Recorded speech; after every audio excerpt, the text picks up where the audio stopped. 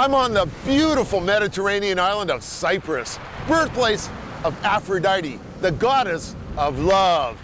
Now, Hesiod first describes Aphrodite as being created out of the foam of these waves almost 3,000 years ago, in this remote beach in southern Cyprus. The myth of the birth of Aphrodite from the sea was very famous in antiquity.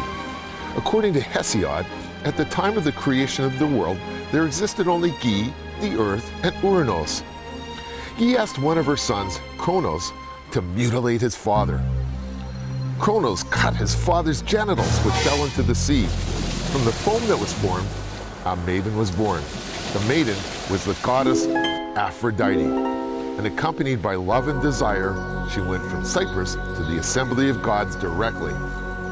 Aphrodite was closely associated with Kingras, a mythical king of Paphos, a musician and inventor of metallurgy, famous for his beauty and his wealth.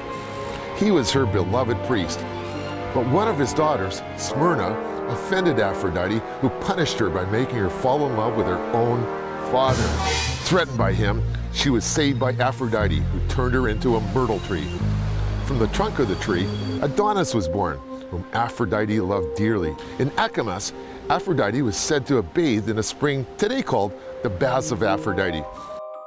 Now, Aphrodite was created to be an incredibly beautiful woman, and she spent a lot of her time on the beach. After a day of swimming, she'd want to rinse off and get clean up here in the waterfalls up on the Achamus Hills. She'd be swimming around, and one day, there was a hunter behind her, a guy by the name of Adonis, and he was peeping through the myrtle bush. What did he see? The most beautiful woman on earth, and thus began one of the greatest love affairs in history. Okay, this is it. The entrance to the Temple of Love. Aphrodite, Temple of Aphrodite behind me. Now, there's not much left of it, but one can only imagine the amount of good times that was had in the rooms behind me.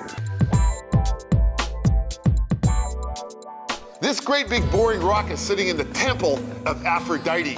Now, it started its history about 1800 BC, when it was used as a phallic symbol. People from all over would make a pilgrimage here to cure their aphrodisia, which is another word for sexually transmitted disease. They do that by rubbing olive oil on this stone.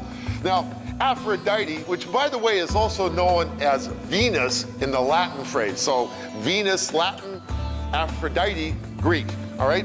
That's where you get the name aphrodisiac and aphrodisia. They would go up to the temple, have sex, pay money, and that's how the whole operation supported itself. The temple got bigger and bigger, probably really big at one time, because heck, it was a great business. What better business model? Come and pray, have sex, pay money. Here in Paphos, Cyprus.